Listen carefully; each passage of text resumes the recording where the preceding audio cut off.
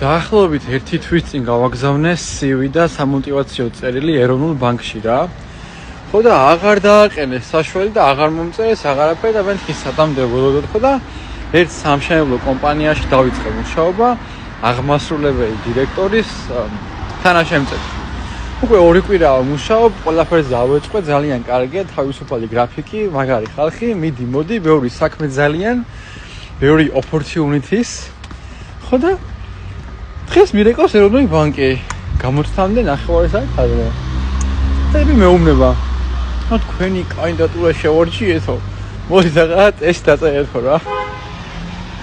ბიჭო ახლა ვეღარ გავიგე რომ მივიდე და დავწერო და ამარჩიონო.